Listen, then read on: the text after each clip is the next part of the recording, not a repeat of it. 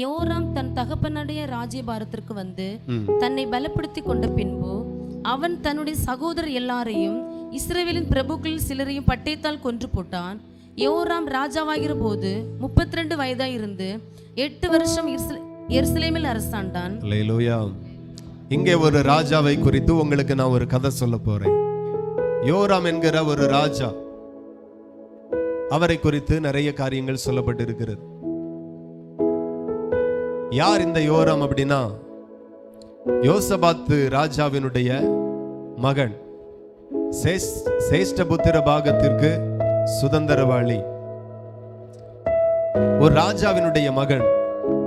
இந்த யோசபாத் ராஜா அவரெல்லாம் பாத்தீங்கன்னா ரொம்ப நல்ல மனிதர், ஆண்டவருக்கு ரொம்ப பிரியமானவர். அவருக்கு ஒரு பிரச்சனை, போராட்டம், நெருக்கம் எதுனாலும் முதல்ல கர்த்தரிடத்துல போவார். அல்லேலூயா. ஆனா இந்த மனுஷன், இந்த யோசபாத் ராஜாவினுடைய மூத்த மகன் யோராம், தன் தகப்பனோடு கூட இருந்து தகப்பனை பார்த்தார், தகப்பனுடைய வாழ்க்கையை பார்த்தார், அவருடைய ஆளுமையை பார்த்தார். எல்லாமே பார்த்தாலும் ஒன்னே ஒண்ணு மண்டையில கடைசி வரைக்கும் யாருல. அல்லேலூயா. தகப்ப எந்த ஜாதி, அது நல்ல மண்டையில யாருது. தகப்பனுக்கு எவ்வளவு சொத்து இருக்கு, அது நல்ல மண்டையில யாருது. தகப்பனுக்கு பேங்க் பேலன்ஸ் என்ன, அதெல்லாம் பிள்ளைகளுக்கு நல்ல விவரமா தெரியுது. எந்த இடத்தெல்லாம் சொத்து இருக்கு தகப்பனுக்கு, அதெல்லாம் தெரியுது. ஆனா தகப்பனுக்கும் தேவனுக்கும் என்ன உறவு, அது மட்டும்தான் அன்றைக்கு இருந்த சந்ததிகளுக்கும் மண்டையில யாருல, இன்னைக்கு இருக்கிறவர்களுக்கும் மண்டையில யாருல. அல்லேலூயா.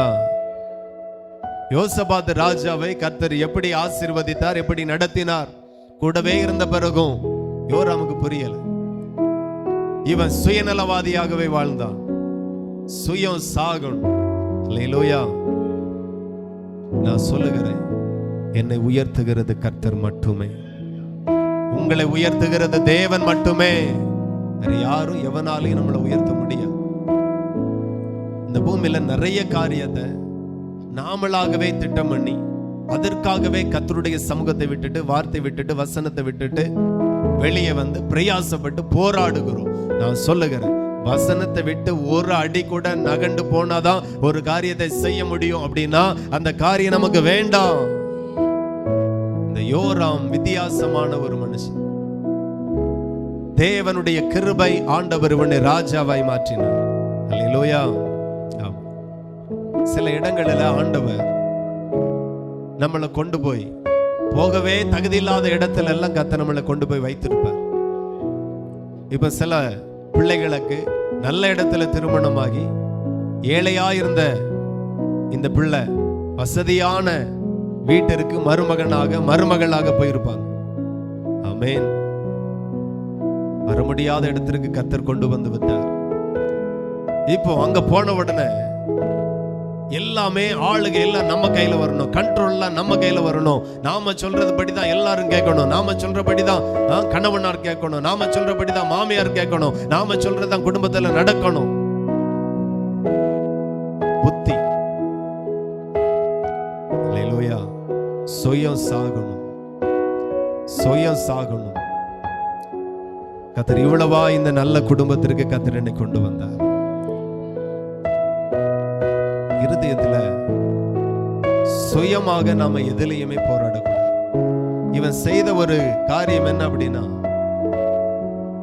பழைய ஏற்பாட்டு காலத்துல ஆண்டவர் 10 கட்டளையை கொடுத்திருந்தார் மோசேயின் மூலமாய் சபைக்கு.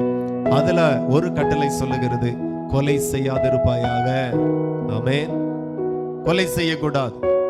ஆனால் கர்த்தருடைய ராஜாதான், கர்த்தரால் அபிஷேகம் பண்ணப்பட்ட ராஜாதான், கர்த்தரை அறிகிற அறிவு உடையவன் தான். ஆனா ராஜ்யத்துல ஏறி உட்கார்ந்த பிறகு, அந்த ராஜ்யம் தன்வசமாயிற்று என்று சொல்லி நினைத்த பிறகு அவனுக்குள்ள ஒரு பெரிய திமிரு வந்த உடனே முதல்ல சகோதரர்களை கொலை செய்கிறான். ஆமென். ஏனென்றால் இவனும் ராஜாவினுடைய பிள்ளைகள், மற்ற ஜனங்கள் இவன் பக்கத்துல வந்துடக்கூடாது. யாரும் தன் தகப்பனுடைய மற்ற பிள்ளைகளுடைய சொல்ல கேட்டக்கூடாது, அல்லது என்னை தள்ளிட்டு அவர்களை யாரையும் தூக்கி வச்சிடக்கூடாது. அப்படிங்கிறதற்காக போராடுகிறான். அல்லேலூயா. இன்னைக்கு நிறைய பேர் தன்னுடைய ஸ்தானத்திற்காய் போராடுகிறாங்க. குடும்ப வாழ்க்கையில தன்னுடைய ஸ்தானத்திற்காய் போராடுகிறாங்க. அதற்காக கெடுத்து கணவனிடத்துல பேசுகிறது என்ன, கணவன் மனைவியிடத்துல பேசுகிறது என்ன, குடும்பத்துல பிரச்சனையை உண்டாக்குகிறது என்ன, வேலை செய்கிற இடத்துலயும் சரி, பெரிய பெரிய கம்பெனிலையும் சரி, வியாபார ஸ்தலத்திலையும் சரி, தன்னுடைய ஸ்தானத்தை தற்காக்கும்படியாய் சுயநலவாதியாய் மாறி சுயத்திற்காக சுயம் சாகாதவனாக அவன் போராடி கொண்டிருக்கிறதை இன்றைக்கும் கர்த்தர் வெளிப்படுத்துகிறார். ஆண்டவர் ஒரு ஸ்தானத்துல உன்னை கொண்டு உட்கார வைத்தார். அந்த ஸ்தானத்திற்குரிய மேன்மையை கர்த்தர் தான் உனக்கு கட்டளையிடுவார், கர்த்தர் தான் உனக்கு தருவார். நீயா போராடக்கூடாது, நீயா போராடக்கூடாது. நிறைய பேர் சுயத்துல இறங்கி போராடுகிறது. ஒரு இடத்துல கர்த்தர் வைத்திருக்கிறாரா, உன் சம்பளம் என்ன, அதுவே போதும் என்று நினை. சம்பளம் போதும், அங்கே தரக்கூடிய வருமானம் எனக்கு போதும். நீயா போராடுகிறா. அங்க எதையாக எடுத்துக்கொண்டு விற்க முடியுமா, அங்க எதையாக கொஞ்சம் வஞ்சித்து சேர்க்க முடியுமா? அநியாய வட்டியினாலும் ஆதாயத்தினாலும் பொருளை சேர்க்கிறவன் அதை அவனுக்காக சேர்க்கல, தரித்திரர் பேரில் இறங்குகிறவனுக்காக சேர்க்கிறான் என்று நீதிமொழிகள்ல வாசிக்கிறோம். அல்லேலூயா. அநியாய வட்டி வாழ்க்கையில் இருக்கக்கூடாது. அநியாயமான ஆதாயம் 10 ரூபா பொருளை 2 ரூபா 3 ரூபா கொட்டி விற்கலாம். ஆனா சிலர் 10 ரூபா பொருளை 20 ரூபான்னு விற்பாங்க.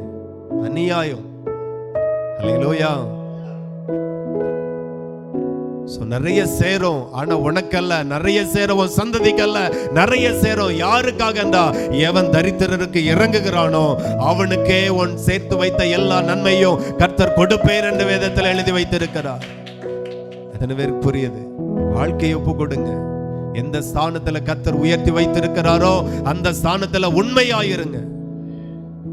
ஸ்தாபனத்தை வஞ்சிக்கிறது, சபையை வஞ்சிக்கிறது, விசுவாச பிள்ளைகளை வஞ்சிக்கிறது. நிறைய பேர் ஊழியத்துல விசுவாசிகளை வஞ்சிப்பாங்க. ஒரு ஊழியக்காரர் விசுவாசிட்டு 5 பவுன் நகை வாங்கி இருக்கிறார். அல்லேலூயா. இதுவும் சரி, கஷ்டத்துல இருக்கிறார், நீ கொடுத்தாச்சு. கேட்டா அதுக்கு அடுத்தால கொடுக்கல, பெரிய பிரச்சனை வருது.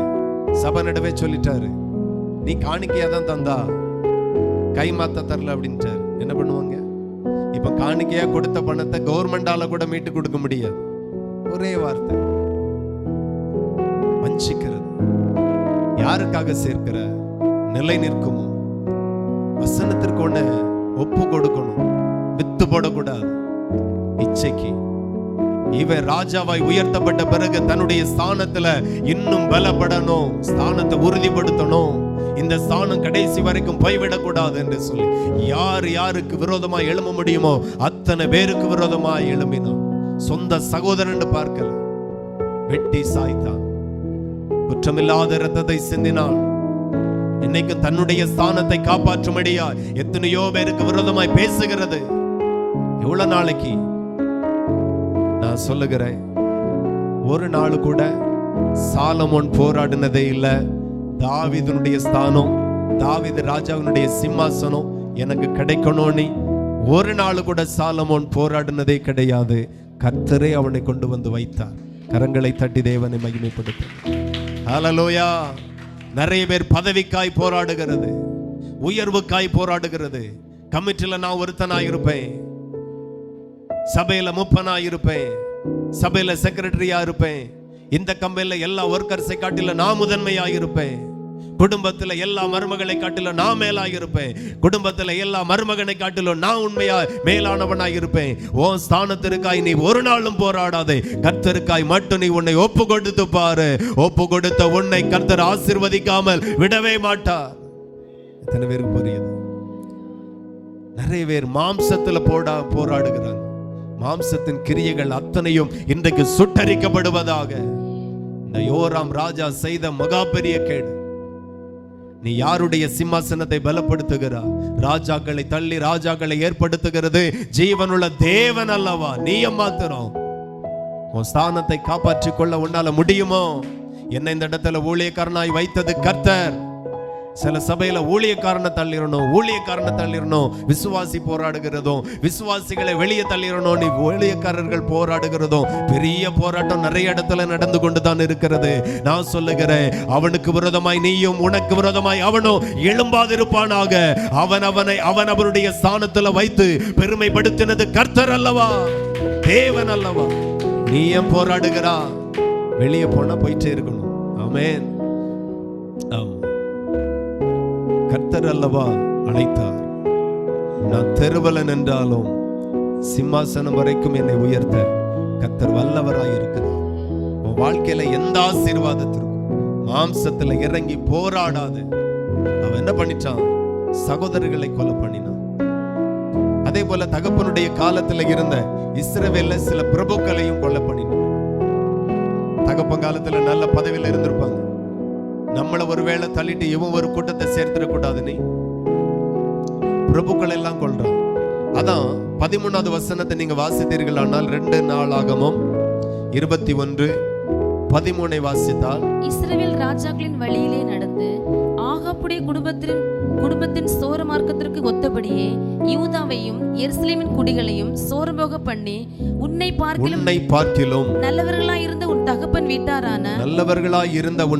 வீட்டாரான உன் சகோதரனை கொன்று போட்டபடியினால் உன் சகோதரனை நீ கொன்று போட்டாய். ஹல்லேலூயா. தட்டி கேட்க யார் இருக்கா? நான் சொல்லுகிறேன், கூட படிக்கிற பிள்ளைகளுக்கு விரோதமா எழும்பக்கூடாது, மற்றவர்களுக்கு விரோதமா எழும்பக்கூடாது. ஓ நல்ல பெயருக்காக மற்றவருடைய பெயரை நீ கெடுக்க கூடாது. எத்தனை பேருக்கு புரியுது? உன் ஸ்தானத்திற்காக நீ போராடாதே. இன்னைக்கு நிறைய பேர் தன்னுடைய ஸ்தானத்திற்காக, தன்னுடைய நன்மைக்காக என்ன போராட்டம். ஒரே பிள்ளைய 2 பேர் விரும்புறான்.